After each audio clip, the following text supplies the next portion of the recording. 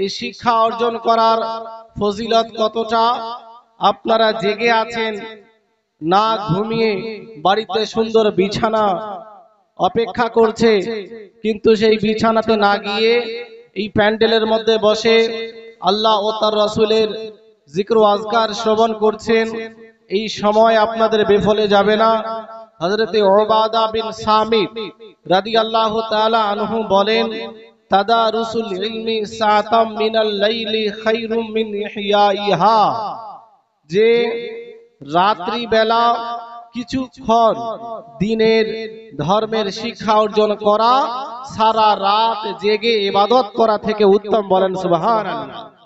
একজন ব্যক্তি সারা রাত জেগে আল্লাহর ইবাদত করছে, বান্দেগি করছে, নামাজ আদায় করছে, কিন্তু সাহাবীয়ে রাসূল সাল্লাল্লাহু আলাইহি ওয়াসাল্লাম বলছেন যে যদি কোনো ব্যক্তি সাময়িক সময়ের জন্য ধর্মের শিক্ষা অর্জন করে আর অপরদিকে একজন ব্যক্তি সারা রাত জেগে ইবাদত করে, তো যে ব্যক্তি কিছুক্ষণ সাময়িক সময়ের জন্য শুধুমাত্র দ্বীনের শিক্ষা অর্জন করেছে, সে ব্যক্তি ততটা নেকি পাবে যতটা নেকি ওই রাত জেগে ইবাদতকারীকে দেওয়া হবে না। বলেন সুবহানাল্লাহ। এজন্য মুসলমান, শিক্ষা আজ এই জালসা শিক্ষা অর্জন করার মাধ্যম হয়ে দাঁড়িয়েছে। শিক্ষা মানুষ মাদ্রাসাতে কম যায়, শতকরা একজনও বর্তমান ডেটা অনুযায়ী মাদ্রাসায় যায় না। তো আপনি কেমন ভাবে দ্বীনের শিক্ষা অর্জন করবেন? কোরআনের শিক্ষা কোথায় অর্জন করবেন? হাদিসের শিক্ষা কোথায় অর্জন করবেন? তো এই জালসা এটা ইসলামিক শিক্ষার মাধ্যম হয়ে দাঁড়িয়েছে। এজন্য বছরে একবার যদি গ্রামে জালসা হয়, তো সকলের অবশ্যই ওই জালসাতে এসে ধর্মের শিক্ষা অর্জন করা উচিত।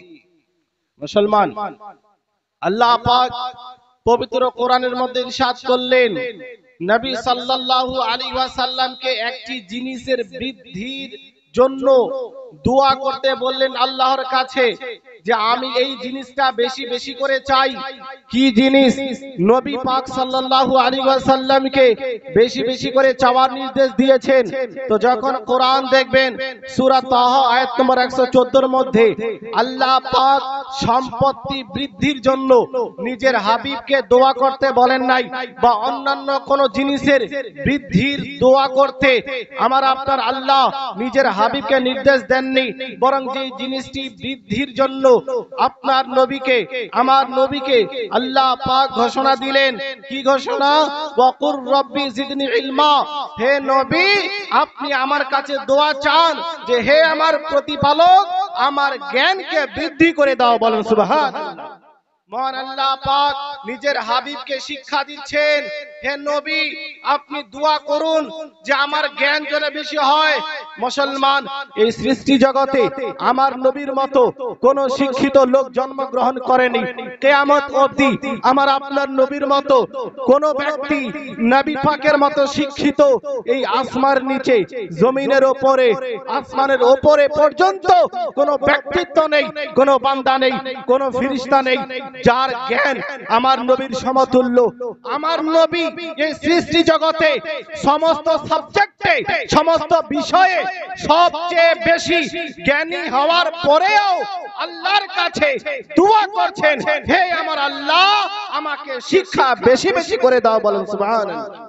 এজন্য এই আয়াত থেকে শিক্ষার গুরুত্ব বোঝা যায়, শিক্ষার মহত্ব বোঝা যায়, শিক্ষার মর্যাদা বোঝা যায়, শিক্ষার ফজিলত বোঝা যায় যে আল্লাহ পাক সম্পত্তি বৃদ্ধির জন্য নিজের হাবিবকে নির্দেশ দিলেন না, বরং শিক্ষা যেটা সম্পদ থেকে কয়েক গুণ বেশি উত্তম, সেই শিক্ষা অর্জন করার, সেই শিক্ষা বৃদ্ধির জন্য আল্লাহ পাক নিজের হাবিবকে শিক্ষা দিলেন।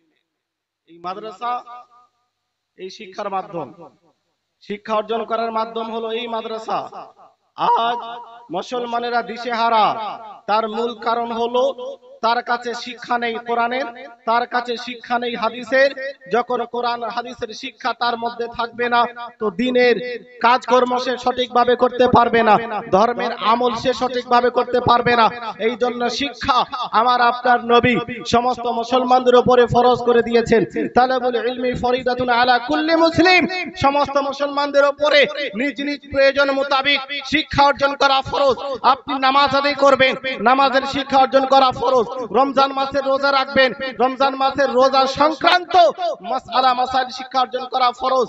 আপনি হজ করতে যাবেন, হজের কি কি মাসলা, কি কি ফরজ, কি কি ওয়াজিব, কি কি মুস্তাহাব, কি কি সুন্নাত, এই সমস্ত শিক্ষা অর্জন করতে হবে।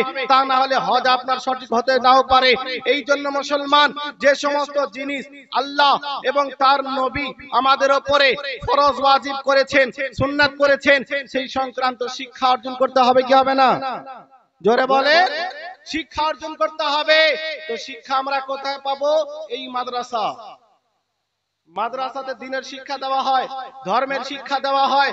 মুসলমান এই চারজন বাচ্চা আপনাদের সামনে বসে আছে, যাদেরকে পাগড়ি দেওয়া হয়েছে, এরা দ্বীনের শিক্ষা অর্জন করেছে। দ্বীনের শিক্ষা অর্জন করার ফজিলত কতটা! আজ শিক্ষা অর্জন করার জন্য বহু লোক সফর করে, শিক্ষা অর্জন করার জন্য বহু লোক ভ্রমণ করে। কেউ স্কুলে যায়, কেউ কলেজে যায়, কেউ ইউনিভার্সিটিতে যায়, কেউ মেডিকেল কলেজে যায়, বিভিন্ন জায়গাতে শিক্ষা অর্জন করার জন্য যায়। কিন্তু যদি আপনি আমাকে জিজ্ঞাসা করেন, মুফতি সাহেব বলেন, একজন ছেলে স্কুলে পড়তে যায়, তার ফজিলত কি? হাদিস দিয়ে আপনি আমাকে বলেন। একজন ছেলে স্কুলে যায়, কলেজে যায়, ইউনিভার্সিটিতে যায়, তার যাবার কোনো ফজিলত আছে নাকি? শিক্ষা অর্জন করার কোনো ফজিলত আছে নাকি? হাদিস থেকে প্রমাণ দেন। তো আমি আপনাকে বলবো, যদি শুধুমাত্র পার্থিব শিক্ষা হয়, দ্বীনি শিক্ষা না হয়, না কোরআনের শিক্ষা দেওয়া হয়, না হাদিসের শিক্ষা দেওয়া হয়, তো এটাই উত্তর হবে, তার কোনো ফজিলত সরাসরি ভাবে হাদিসের মধ্যে আসেনি।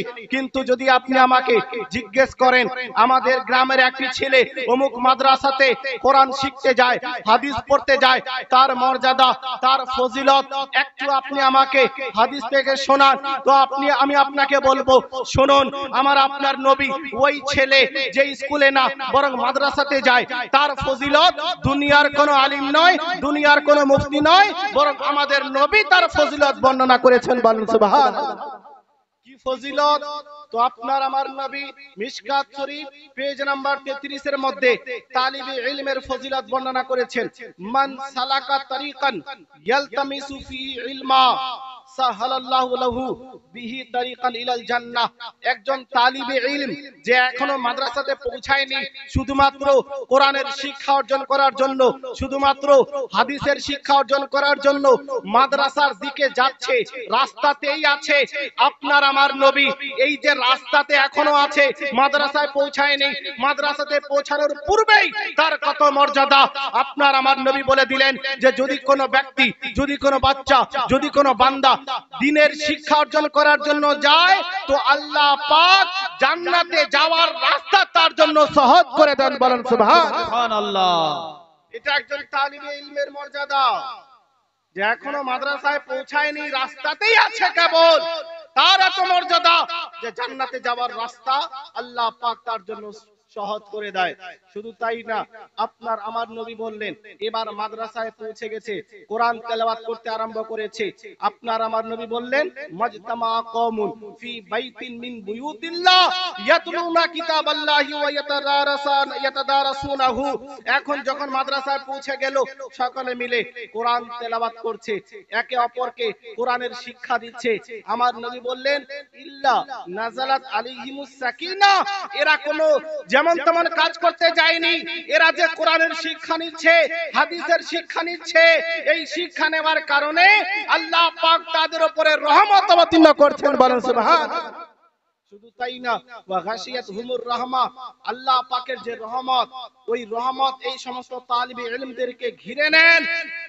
তারপরে আমার নবী বললেন ওয়া যাকারাহুমুল্লাহু ফী মান ইনদা, এই বাচ্চারা যারা কোরআনের শিক্ষা অর্জন করছে, হাদিসের শিক্ষা অর্জন করছে, এদেরকে আল্লাহ পাক এত বেশি পছন্দ করে নিয়েছেন, এত বেশি ভালোবেসেছেন, এত বেশি পছন্দ করেছেন যে স্বয়ং সৃষ্টিকর্তা হয়ে, স্বয়ং আল্লাহ রাব্বুল আলামিন হয়ে ফেরেশতাদের মধ্যে এই সমস্ত তলাবায়ে কেরামের চর্চা করছেন যে হে ফেরেশতারা শুনো, আজকে অমুক গ্রামে আমার অমুক বান্দা কোরআনের শিক্ষা অর্জন করার জন্য এসেছে, বলেন সুবহানাল্লাহ। এই হলো তালিবে ইলমের ফজিলত, যে মাদ্রাসায় গিয়ে কোরআন তেলাওয়াত করে হাদিসের শিক্ষা অর্জন করে, তাদেরকে ফেরেশতারা ঘিরে নেয়, আল্লাহর রহমত তাদের উপরে অবতীর্ণ হয়। নবী সাল্লাল্লাহু আলাইহি ওয়াসাল্লাম তালিবে ইলমের ফজিলত বর্ণনা করলেন। তালিবে ইলমের পরে যখন সেই বাচ্চা আলিমে দ্বীন হয়ে যায়, কারিয়ে কোরআন হয়ে যায়, মুফতি ইসলাম হয়ে যায়, তো এবার আবার পুনরায় নবী সাল্লাল্লাহু আলাইহি ওয়াসাল্লাম তাদের ফজিলত বর্ণনা করছেন। তালিবে ইলমের ফজিলত অসংখ্য আছে, কিন্তু এক একটি করে পয়েন্ট আর এক একটি করে হাদিস আপনাদের শোনাই। তালিবে ইলমের পরে যখন আলিমে দ্বীন হয়ে গেল, আলিমে দ্বীনের ব্যাপারে আপনার আমার নবী বলেন ইন্না লিল আলিমি ইয়াস্তাগফিরু লাহু মান ফিস সামাওয়াতি ওয়াল আরদ হাত্তাল হিতানু ফি জাওফিল মা। আলিমে দ্বীন যখন সে আলিম হয়ে গেছে, কোরআন শিক্ষা অর্জন করে নিয়েছে, বিভিন্ন হাদিস গ্রন্থের শিক্ষা অর্জন করেছে, তো এই ব্যক্তি আল্লাহর দরবারে এত প্রিয়, এমনকি ফেরেশতাগণ সেই আলিমে দ্বীনকে এত পছন্দ করেছেন যে যত ফেরেশতা আসমানে আছে ওই সমস্ত ফেরেশতা ওই আলিমের মাগফিরাতের জন্য দোয়া করেন, বলেন সুবহানাল্লাহ। বলে হে আল্লাহ, তোমার অমুক বান্দা কোরআনের শিক্ষা অর্জন করেছে, হাদিসের শিক্ষা অর্জন করেছে, তুমি তাকে জান্নাত দান করো, তাকে ক্ষমা করে বেহেশতের মধ্যে তাকে প্রবেশ করিয়ে দাও। একজন ফেরেশতা সর্বদা আলিমে দ্বীনের জন্য এই দোয়া করতে থাকে। শুধু ফেরেশতাই না, আমার আপনার নবী বললেন এমন কি পানির মধ্যে যে মাছ থাকে ওই মাছ পর্যন্ত আলিমে দ্বীনের মর্যাদার জন্য দোয়া করে, বলো সুবহানাল্লাহ। মাছ পর্যন্ত একজন আলিমের জন্য দোয়া করে। আমার আপনার নবী বললেন আকরিমুল উলামা, হে আমার উম্মতি শোনো, আলিম সম্প্রদায়ের সম্মান করো, ফাইন্নাহুম ওয়ারাসাতুল আম্বিয়া, কেন না তারা নবীগণের ওয়ারিস, বলেন সুবহানাল্লাহ। ফামান আকরামাহুম ফাকাদ আকরামাল্লাহ ওয়া রাসূলা, যে ব্যক্তি কোন আলিমের সম্মান করবে সে শুধুমাত্র আলিমের নয়, বরং সে প্রকৃতপক্ষে আল্লাহ ও তার রাসূলের সম্মান করছে, বলেন সুবহানাল্লাহ।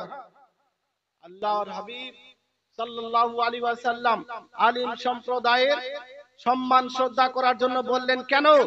কারণ আপনার আমার নবী হলেন শেষ নবী, আর কোন নবী এই জগতে নতুন কোন নবী আসবেন না। ঈসা নবী আসবেন, তো উনি তো এর পূর্বেও এসেছিলেন, কোন নতুন নবী আর এই দুনিয়াতে আসবেন না। কিন্তু ইসলাম ধর্ম কিয়ামত অবধি থাকবে। ইসলামের প্রচার প্রসার কে করবে? কোরআনের শিক্ষা, হাদিসের শিক্ষা মানুষের কাছে কারা পৌঁছাবে?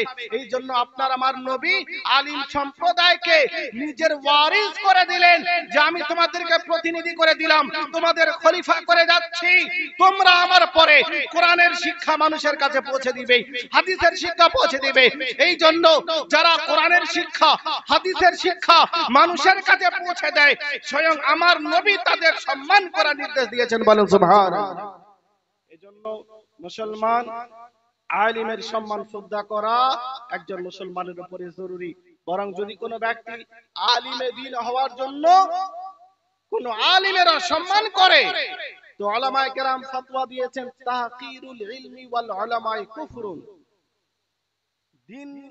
দ্বীনের যে শিক্ষা, সেই শিক্ষা হোক বা আলিমে দ্বীন হোক, এদের অসম্মান করা, মানহানি করা, এটা হলো কুফরি। আলিমে দ্বীন হওয়ার জন্য তার অসম্মান করা যাবে না। পার্সোনাল কোনো ম্যাটার থাকতে পারে, ওটা আলাদা বিষয়, কিন্তু এই জন্য তার অসম্মান করা যে সে আলিম হয়েছে, মাস্টার কেন হয় নাই, আলিম কেন হলো? তো আলিমে দ্বীন হওয়ার জন্য যদি কেউ তার সম্মানার্থে বেয়াদবি করে দেয়, অপমাননা করে, তো উলামায়ে কেরাম সুস্পষ্টভাবে ফতোয়া প্রদান করেছেন সে ব্যক্তি একজন আলিমের অসম্মান করার জন্য, বরং ইসলামের অসম্মান করার জন্য সঙ্গে সঙ্গে ইসলাম থেকে বেরিয়ে যাবে। কারণ সে প্রকৃত পক্ষে দ্বীনের অসম্মান করলো, কোরআনের অসম্মান করলো, হাদিসের অসম্মান করলো। এজন্য মুসলমান আলিম সম্প্রদায়ের ফজিলত অনেক আমার নবী হাদিসের মধ্যে বর্ণনা করেছেন। আরেকটি হাদিস পেশ করে আমি আপনাদেরকে অন্যদিকে নিয়ে যাব। আলিমদের ফজিলত নবী পাক বলেন, ফাকিহুন ওয়াহিদুন আশাদ্দু আলা শাইতান মিন আলফি আবিদ। একজন ফাকিহ, একজন মুফতি, একজন বড় আলিমে দ্বীন 1000 আবিদ থেকে উত্তম। অন্য হাদিসের মধ্যে বলেন যে এই একজন আলিমে দ্বীন শয়তানের উপরে আপনার কি বলে 1000 গুণ ভারী, বলেন সুবহানাল্লাহ। 1000 গুণ ভারী হয়ে যায় একজন আলিমে দ্বীন। আর একজন আলিম আর একজন আবিদের মধ্যে পার্থক্য কতটা? একজন ব্যক্তি নামাজ আদায় করে, একজন ব্যক্তি রোজা রাখে, হজ করেছে, যাকাত দেয়, সে হলো আবিদ, ইবাদতকারী, ভালো নেককারী, আপনার ভালো সৎকর্মকারী। আর অন্যদিকে একজন আলিমে দ্বীন আপনার কি বলে আলিমে দ্বীন আছেন। একজন আলিম আর একজন আবিদের মধ্যে পার্থক্য কতটা দেখুন। আপনার আমার নবী একজন আলিমে দ্বীনের আর একজন আবিদের মধ্যে পার্থক্য বর্ণনা করেছেন। হাদিসটি লিপিবদ্ধ আছে কানজুল উম্মাল 10তম খণ্ড পেজ নাম্বার 78 এর মধ্যে। কত বললাম? পেজ নাম্বার, ঘুমিয়েছেন নাকি? পেজ নাম্বার 78 এর মধ্যে আপনার আমার নবী বললেন, ইদা জাতামাআল আলিমু ওয়াল আবিদু আলা সিরাত। একজন আলিম আর একজন আবিদ যখন পুল সিরাতের মধ্যে দাঁড়াবে, পুল সিরাত পার করতে চাইবে, তো কি হবে? আমার নবী বললেন, কিলা লিল আবিদ।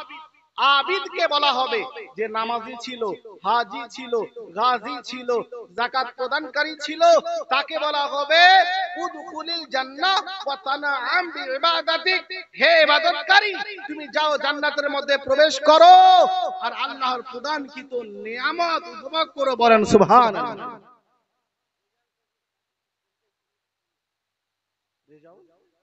রেজাউল কাজী সাহেব 1500 টাকা দিয়েছেন, আল্লাহ পাক তার দান কবুল করেন, বলেন আল্লাহুম্মা আমিন। আমার নবী বললেন আবিদকে আল্লাহ পাক বলবেন তুমি জান্নাতে প্রবেশ করো এবং যে দুনিয়াতে নেক কাজ করেছিলা তার নিয়ামত আল্লাহ পাক তোমাকে জান্নাতে দিয়েছে সেটা উপভোগ করো। ওয়া কিলা লিল আলিম, আর আলিমকে এবার বলা হবে কিফুনা, হে আলিমে দ্বীন তুমি এখানে দাঁড়িয়ে যাও, তোমাকে সরাসরি পুল সিরাত পার করে জান্নাতে যেতে দেওয়া যাবে না। আলিমে দ্বীনকে বলা হচ্ছে তোমাকে সরাসরি জান্নাতে যেতে দেওয়া হবে না, এখানে দাঁড়িয়ে যাও। কেন? আমার নবী বললেন যে তাকে বলা হবে ওয়াসফা লিমান আহবাবতা। তুমি আলিমে দ্বীন হয়েছো, তুমি আজ সুপারিশ করো, ফাইন্নাকা লা তাশফাউ লি আহাদিন ইল্লা শুফিতা। কেন না আজ তুমি যারই সুপারিশ করবে আল্লাহ পাক তোমার ওসিলা থেকে জান্নাত দান করবেন, বলেন সুবহানাল্লাহ। একজন আলিমে দ্বীনকে সরাসরি জান্নাতে দেওয়া হচ্ছে না, কেন? তার সম্মানের জন্য, মর্যাদার জন্য, যে তুমি আলিমে দ্বীন হয়েছো, তোমার ওসিলাতে হাজার হাজার মানুষকে আল্লাহ পাক জান্নাত দান করবে। এই জন্য তুমি সরাসরি জান্নাতে যেও না, এখানে দাঁড়াও, যার ব্যাপারে আজ তুমি সুপারিশ করবে আল্লাহ পাক তাকেই ক্ষমা করে জান্নাত দান করবেন, বলো সুবহানাল্লাহ। মুসলমান, এজন্য আলিমে দ্বীন যদি হয় অসংখ্য মানুষের সুপারিশ করবে। হাফিজে দ্বীন নির্দিষ্ট কিছু সংখ্যার সুপারিশ করতে পারবে, হাজি নির্দিষ্ট কিছু সংখ্যার সুপারিশ করতে পারবে, কিন্তু আলিমে দ্বীন অগণিত, অসংখ্য, বেহিসাব, যার কোনো হিসাব নেই, অসংখ্য হাজার হাজার মানুষকে একজন আলিমে দ্বীন জান্নাতের মধ্যে নিয়ে যাবে। এজন্য দরকার আছে নিজের ছেলেদেরকে আলিমে দ্বীন করা আর দ্বীন ইসলামের প্রচার প্রসার করার মাধ্যম করিয়ে তোলার। মুসলমান, আজ আপনারা হয়তো একটি বিষয় লক্ষ্য করছেন যে আসামের মধ্যে বহু মাদ্রাসা, প্রায় সব মাদ্রাসাকেই ভেঙে দেওয়া হয়েছে এবং স্কুল ইত্যাদি তৈরি করে দেওয়া হয়েছে। বিভিন্ন জায়গাতে টার্গেট করা হচ্ছে মাদ্রাসাকে। কেন? মসজিদ থেকে বেশি বর্তমান সময়ে মাদ্রাসাকে টার্গেট করা হচ্ছে। তার মূল কারণ হলো যে ইসলামের দুশমনেরা, মুসলমানদের দুশমনেরা চায় যে ইসলামের প্রচার প্রসার যেন না হয়, ইসলামের বিকাশ যেন না হয়। আর ইসলামকে যদি থামাতে হয় তাহলে মাদ্রাসাকে থামাতে হবে। ইসলামকে থামাতে চাইলে মাদ্রাসা বন্ধ করতে হবে। যতদিন পর্যন্ত এই জমিনে মাদ্রাসা চলবে ইসলামের প্রচার প্রসার বন্ধ করা যাবে না। তার কারণ এই মাদ্রাসা এমন একটি ফ্যাক্টরি, যেই মাদ্রাসা থেকে হাফিজে কোরআন বের হয়, যেই মাদ্রাসা থেকে কারিয়ে কোরআন বের হয়, যেই মাদ্রাসা থেকে আলিমে দ্বীন বের হয়, মুফতি ইসলাম বের হয়, মুহাদ্দিস মুফাসসির মুজতাহিদ যত ইসলামের প্রচারক প্রসারক রয়েছে সকলে এই মাদ্রাসা থেকে বের হয়। আর এরা দেশ দেশান্তরে গিয়ে কোরআনের ব্যাখ্যা বিশ্লেষণ করে, হাদিসের প্রচার করে, ইসলামের প্রচার করে। এই জন্য ইসলামকে যদি থামাতে হয় এই মাদ্রাসাকে বন্ধ করতে হবে। মাদ্রাসা যতদিন এই জমিনে থাকবে ইসলামকে থামানো সম্ভব নয়। এই জন্যই এদের টার্গেট হলো মাদ্রাসা। বিভিন্ন রকমের আরোপ লাগিয়ে দেয়, বিভিন্ন রকমের মিথ্যা কথা বলে দেয় যে মাদ্রাসা মুক্তমুখ করা হচ্ছে মানুষের ব্রেন খারাপ করার জন্য। এই জন্য আপনার দায়িত্ব হলো এই মাদ্রাসাকে মজবুত করা।